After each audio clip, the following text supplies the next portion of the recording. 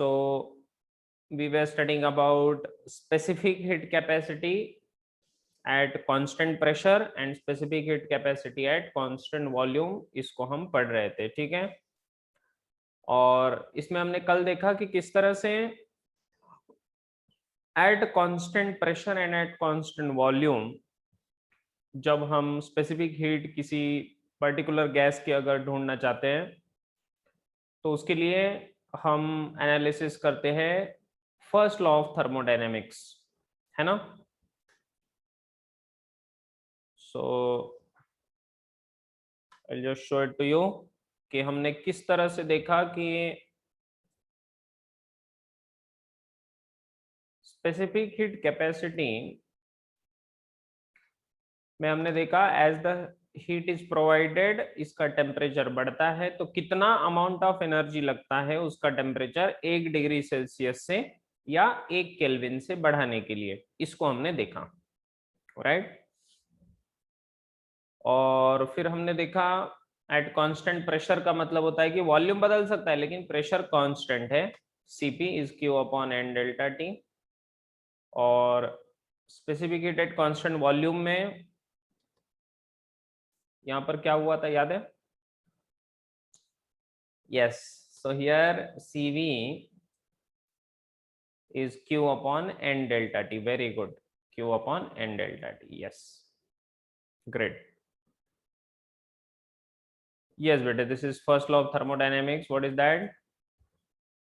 The first law of thermodynamics is that the heat provided Q is equals to delta U plus W. इसको हमने देखा, okay.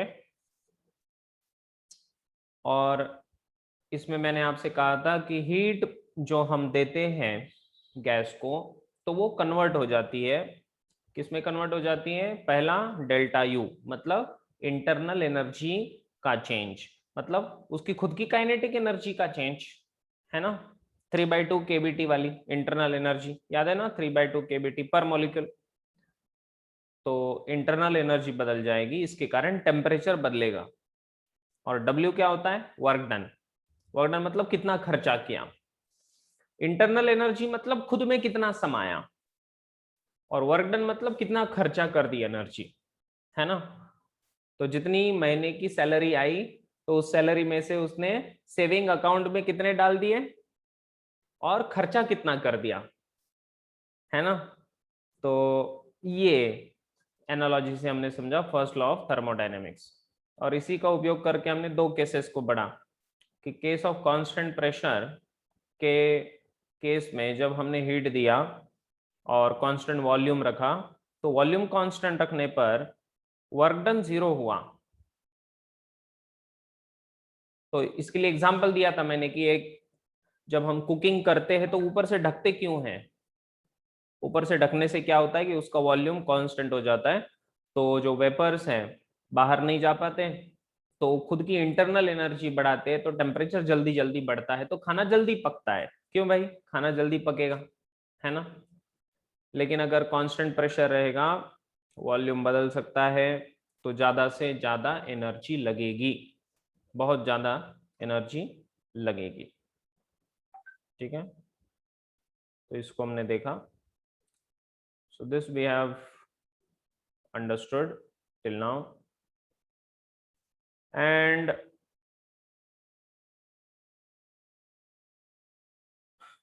फिर मैंने आपसे कहा था कि कौन से केस में टेम्परेचर जल्दी बढ़ेगा, तो इसका आंसर भी आपने दिया था, है ना, याद है ना, कि कांस्टेंट वॉल्यूम के केस में कम से कम हीट में अपना काम हो जाएगा, इसलिए सीवी हमेशा कम होता है ना। CV is always less than CP. क्यों ऐसा होता है? ऐसा इसलिए होता है क्योंकि वॉल्यूम जब कांस्टेंट रहता है तो इंटरनल एनर्जी का चेंज फटाफट हो जाता है। इंटरनल एनर्जी का जो चेंज है वो फटाफट हो जाता है, करेक्ट। और यही रीजन है कि specific heat at constant volume is less than specific heat at constant pressure.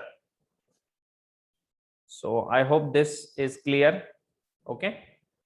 तो चलिए आज यहां से आगे बढ़ेंगे प्यारे बच्चों, ठीक है, आगे बढ़े,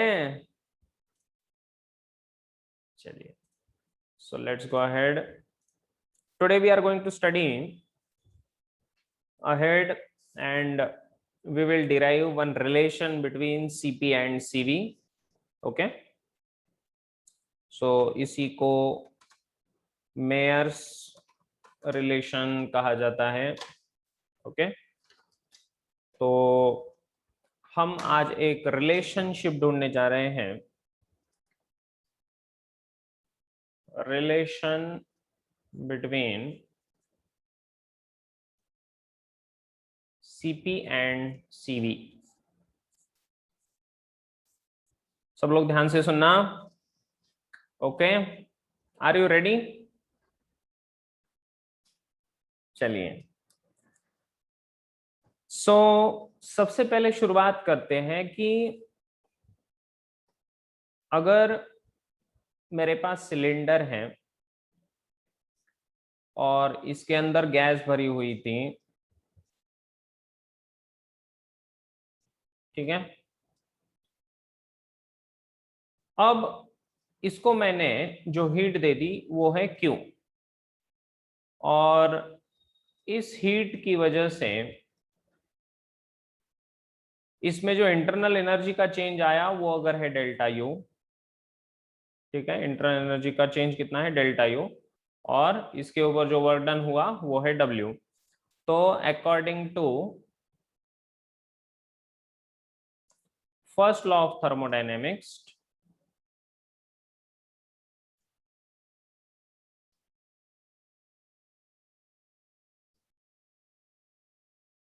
just a minute, so according to first law of thermodynamics मैं कह सकता हूं कि भाई Q is equals to delta U plus W, ठीक है, ये हम कह सकते हैं। तो बेटे ये Cp जो हम कैलकुलेट करते हैं, so specific heat at constant pressure की जब हम बात करेंगे तो हम लिखेंगे Cp is equals to Q upon n delta T, ऐसे लिखेंगे, यस और नो, है ना। लेकिन जब specific heat at constant volume की बात होगी,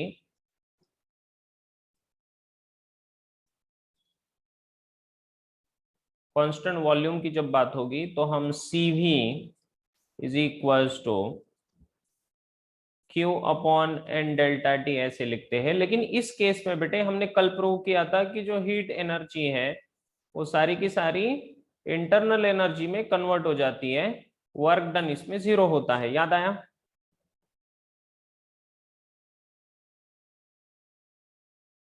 डू यू रिमेम्बर दिस, कि इसमें सारी की सारी हीट इंटरनल एनर्जी में ही कन्वर्ट हो जाती है। तो यहां पर मैं लिख सकता हूं कि Cv बनेगा आपका delta U upon n delta T, yes और no.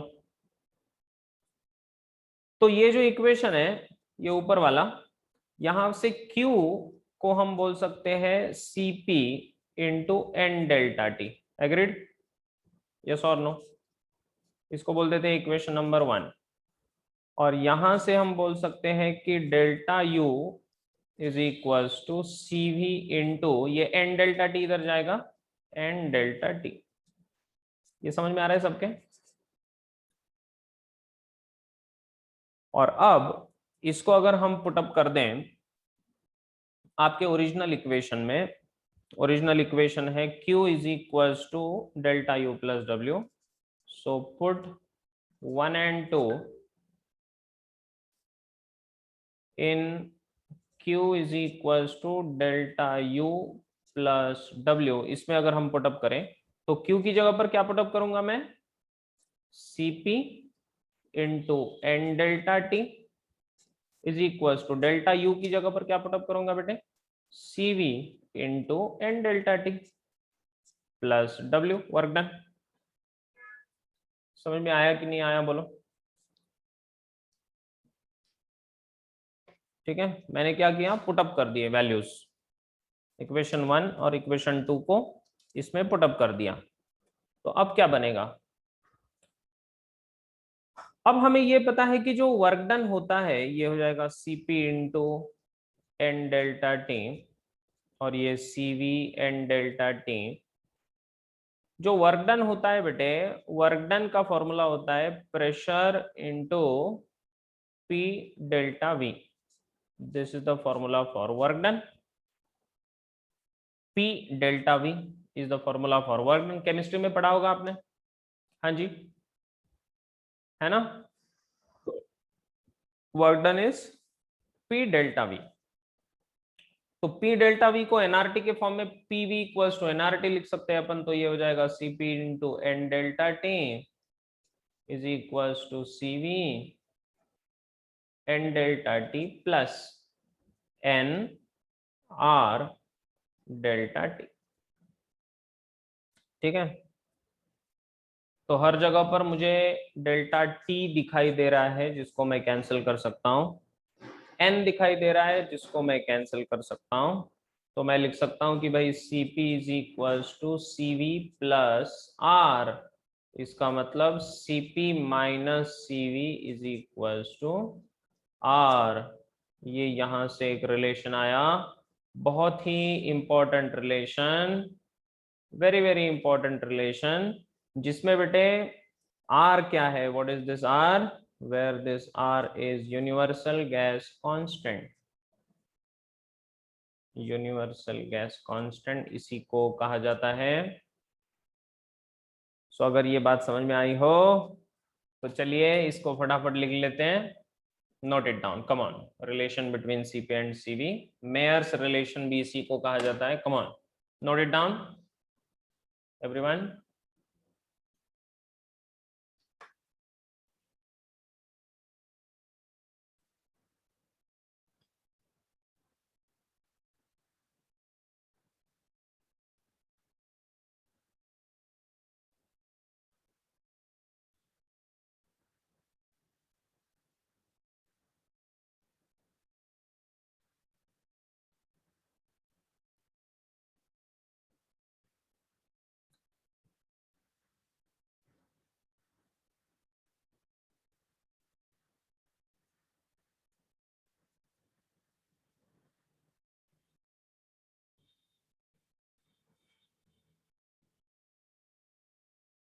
Okay,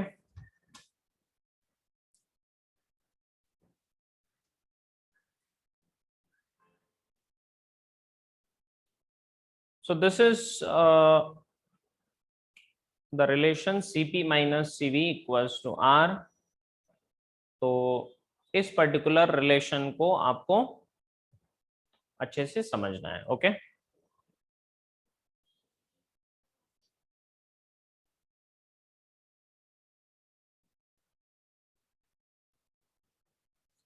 similarly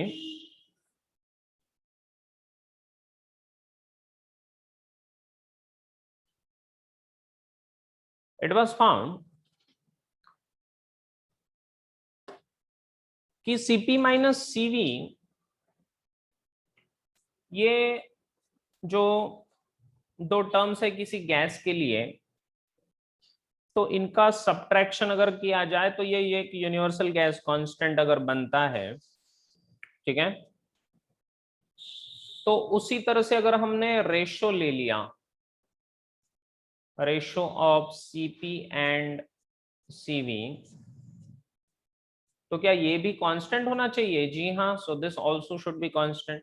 so it was found that Cp by Cv is also a constant. ये भी एक कांस्टेंट है जिसको हम गैमा से डिनोट करते हैं, जिसको एडियाबैटिक कांस्टेंट कहा गया है, जिसको एडियाबैटिक कांस्टेंट कहा जाता है। Okay, so Cp and Cv, so they are called as the ratio is called gamma which is adiabatic constant। और इसके बारे में और भी डिटेल में हम आगे पढ़ेंगे। ओके।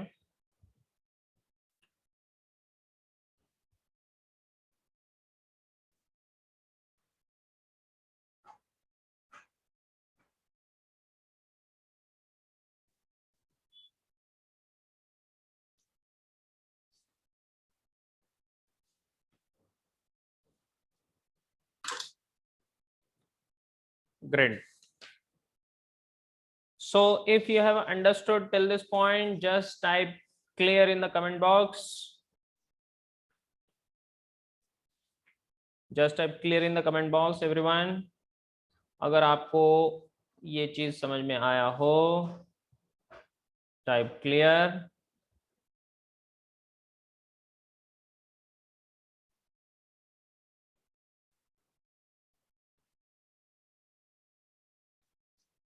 ओके बेटा,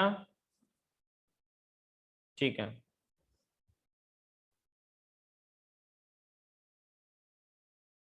अब यहां से आगे चलते हैं।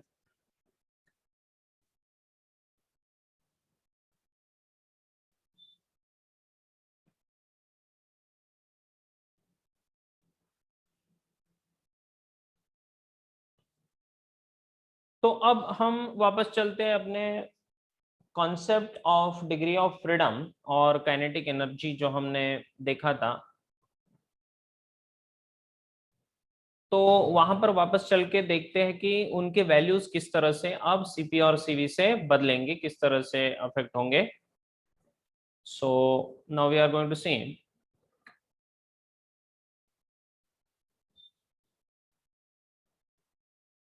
वैल्यूज ऑफ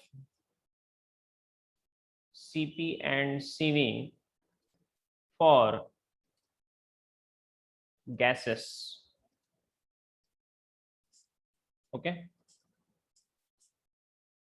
सो सबसे पहले, I am sorry, let's talk about monoatomic gases. Let's talk about monoatomic gases. Okay, सब लोग ध्यान से सुनिए बेटे। मोनोएटॉमिक गैसेस में हमने देखा था कि किस तरह से काइनेटिक एनर्जी का जो फॉर्मूला आया था आपको याद होगा। So kinetic energy came out to be 3/2 nRT। याद आया है ना? 3/2 nRT, where n is the number of moles, जितने भी नंबर ऑफ मोल्स होंगे। तो for the given number of moles 3/2 nRT, ये फॉर्मूला आया था, if you remember this. Okay,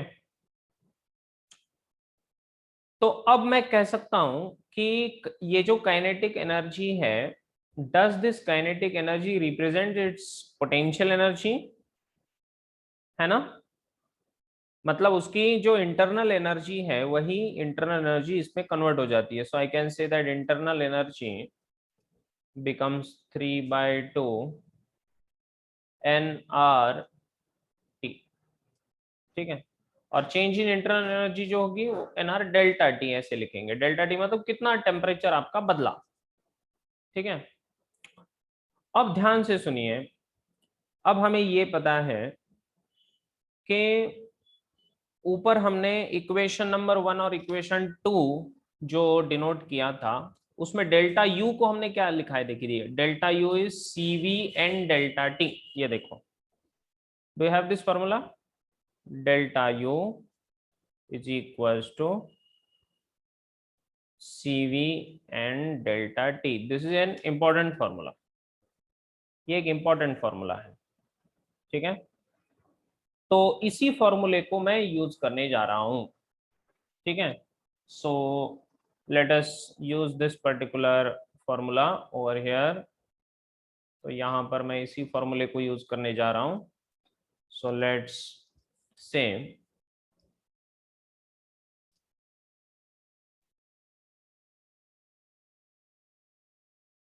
just a minute.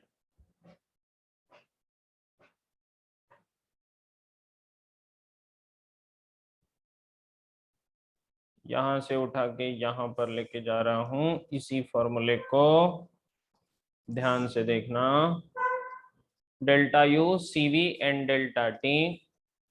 तो अगर मैं कुछ ऐसा लिख दूं कि भाई C V is equals to, I am sorry, this is just a minute, C V N delta T is equals to 3/2 N R delta T. अगर दोनों को मैंने इक्वल कर दिया तो एन डेल्टा टी दोनों साइड में कैंसिल हो जाएगा। तो मैं लिख सकता हूँ C V is equals to 3/2 R. तो ये सी वी का वैल्यू बन गया, सी वी का वैल्यू बन गया, क्या है वो, 3/2 आर फॉर मोनोएटॉमिक गैसेस, है ना। और इसी के अनुसार अगर मैं आगे लिखूं कि भाई Cp माइनस Cv, हमने अभी अभी देखा it is equals to R, Cp minus Cv is R. तो यहां से Cp मुझे मिल जाएगा, क्या बनेगा, Cv प्लस आर। तो ये होगा 3/2 आर प्लस आर, जो बनेगा 5/2 आर, और ये बनेगा आपका Cp। और इनका जो रेशो होगा Cp बाय Cv का रेशो, तो ये होगा 5/2 R divide by 3/2 R, and that will give me 5/3। कुछ समझ में आया? तो हमने Cp को ढूंढा, Cv को भी ढूंढा, और उनके रेशियो को भी हमने ढूंढ लिया फॉर मोनोएटॉमिक गैसेस। तो मोनोएटॉमिक गैसेस के लिए समझ में आया क्या बेटे सबको? फटाफट लिखो, फास्ट, कम ऑन। शुरुआत कहां से की हमने, kinetic energy. Kinetic energy is 3/2 nRT।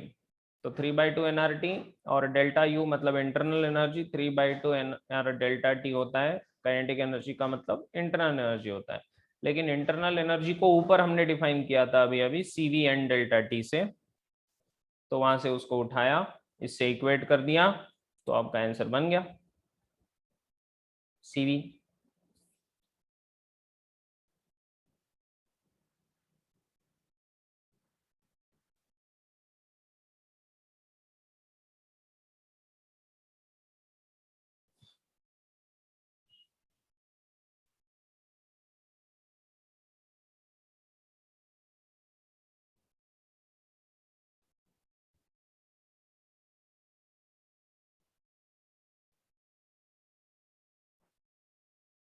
Yes, this ratio is always 5/3 for monoatomic gases.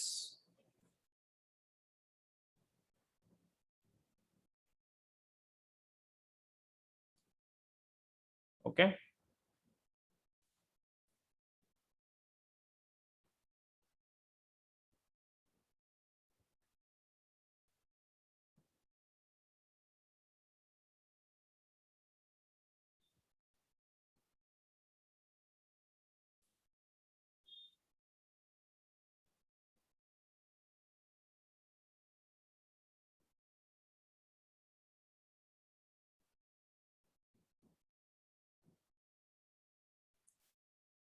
Okay.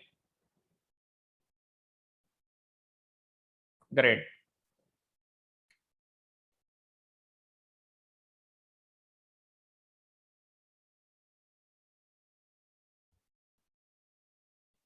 Very good. ये तो आपको समझ में आ गया है कि किस तरह से मोनोएटॉमिक गैसेस के लिए बेटे इस तरह से बनता है। ठीक है, लिख लिया सबने? ओके, आगे बढ़ू मैं। अब बात करते हैं डायटोमिक। नंबर 2,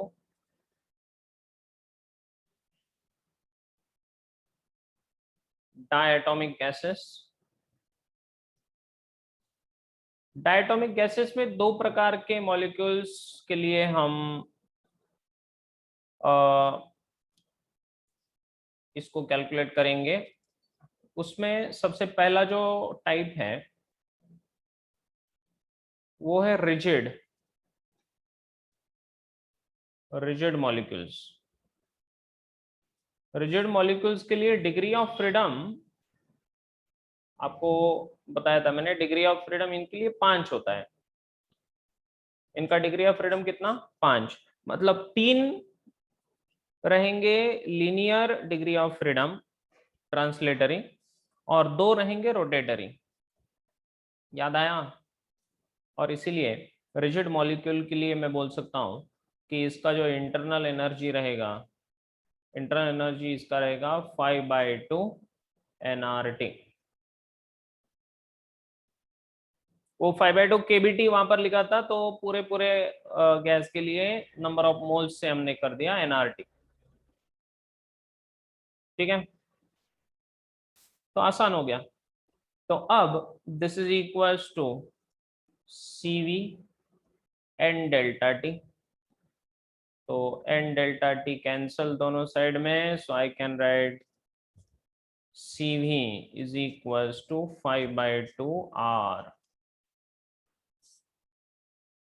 CV बनेगा 5/2 R।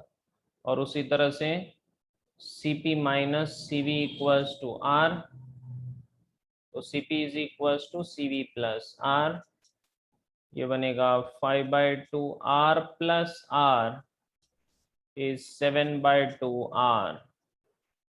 और इसीलिए CP by CV will be 7/2 R by 5/2 R, that is 7/5।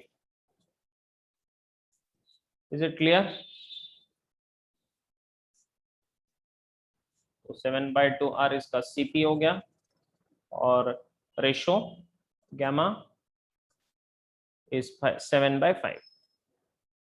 और इसमें दूसरा एक होता है जिसका नाम है नॉन रिजिड।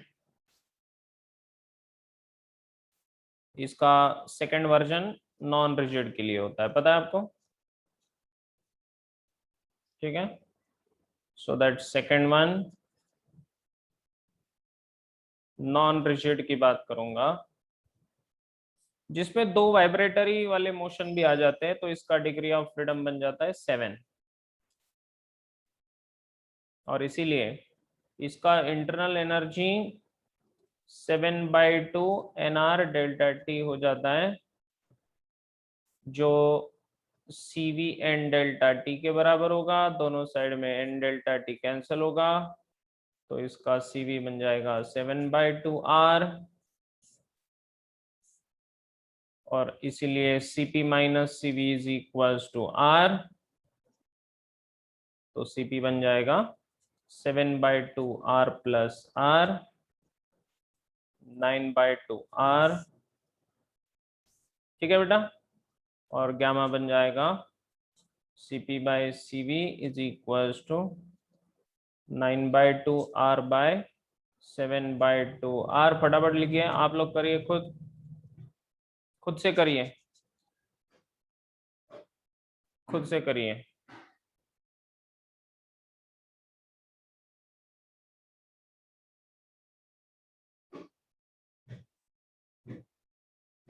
डेल्टा टी है, डेल्टा टी। ठीक है, दिस इज डेल्टा टी। ये डेल्टा टी रहेगा क्योंकि हम चेंज इन इंटरनल एनर्जी की बात करेंगे तो डेल्टा टी हो जाएगा बेटे। यहाँ पर डेल्टा यू, तो यहाँ पर भी डेल्टा टी। ठीक है, हाँ, जो कुछ भी पढ़ाऊंगा सब आएगा, सैटरडे तक जो कुछ भी पढ़ाऊंगा सब आ जाएगा। हाँ,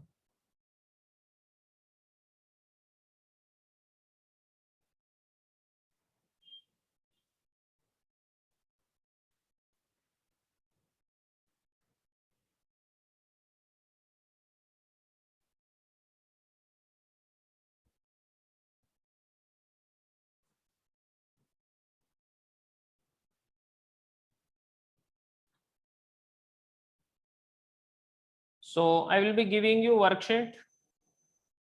आपको वर्कशीट दूंगा मैं, so just go through that worksheet first. ठीक है, वर्कशीट आज ही दे दूंगा आपको, टुडे इटसेल्फ। यस, तो रिजिड और नॉन रिजिड डायटोमिक में, एक रिजिड का एक नॉन रिजिड का, तो ऐसे 2 इसमें आ जाते हैं।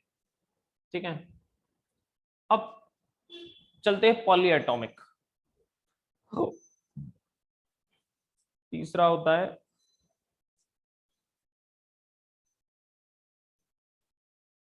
Polyatomic molecule. तो पॉलीएटॉमिक मॉलिक्यूल में मैंने आपसे कहा था कि इसमें जो डिग्री ऑफ फ्रीडम होता है, तो डिग्री ऑफ फ्रीडम इसमें होता है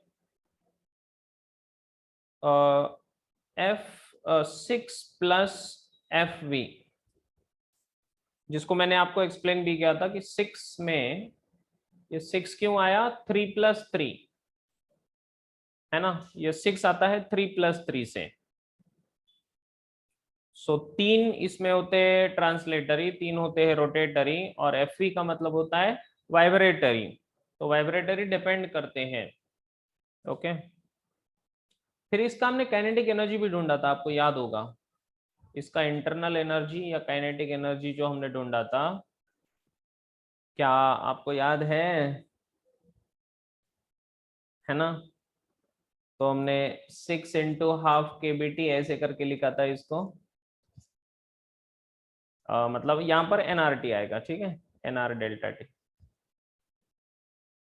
plus 2 × FV × ½ NR delta T. Okay, तो ये 3 NR डेल्टा टी और ये FV NR डेल्टा टी। तो ये 3 + FV NR डेल्टा टी, ये इसका इंटरनल एनर्जी, इसको लिखेंगे CV NR डेल्टा टी।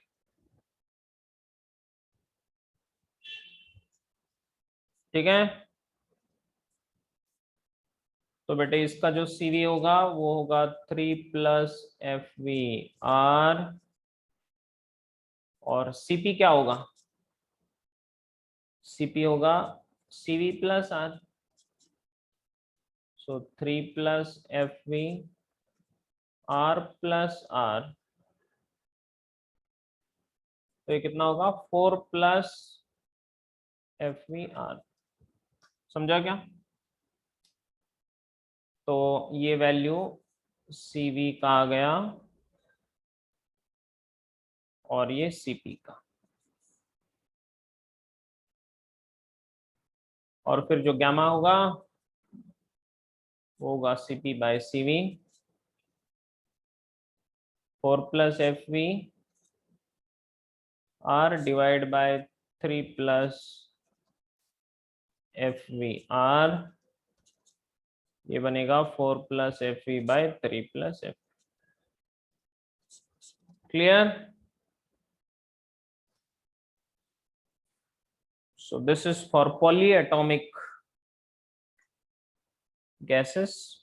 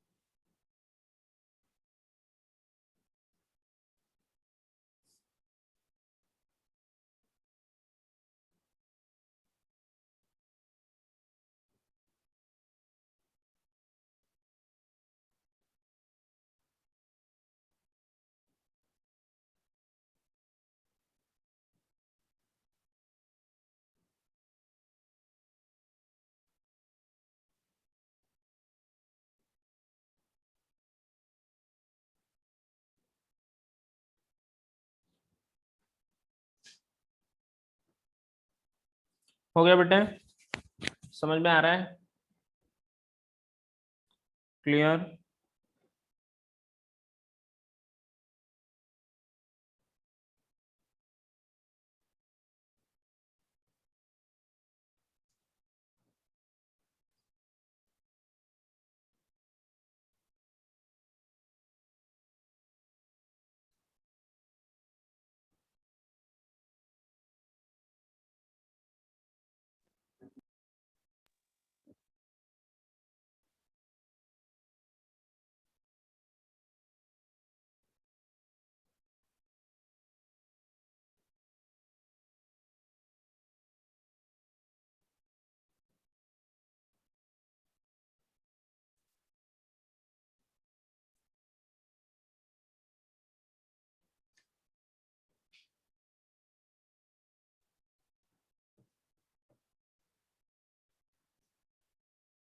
आगे बढ़े?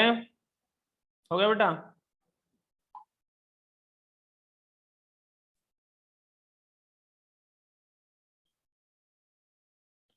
तो इस तरह हमने ये 3 अलग अलग गैसेस के लिए देखा कि किस तरह से इनके सीपी, सीवी और गैमा को हम कैलकुलेट कर सकते हैं। ये इसका मेथड है, ठीक है। So I hope you are getting a lot of value and understanding from these points, ठीक है। तो अब इसके ऊपर कुछ क्वेश्चंस हमें सॉल्व करने हैं। You need to solve some questions. तो मैं आपको क्वेश्चंस दूंगा। तो वर्कशीट मैं जो देने जा रहा हूं आपको, so the first thing that you have to do is you have to attempt the worksheet, ठीक है। पहले आप वर्कशीट को अटेम्प्ट करें एंड देन मैं आपको इसके ऊपर के आपके डाउट्स भी सॉल्व करा देता हूं and I will solve some more of the problems on this. Okay, all right. So today we will stop over here, ठीक है।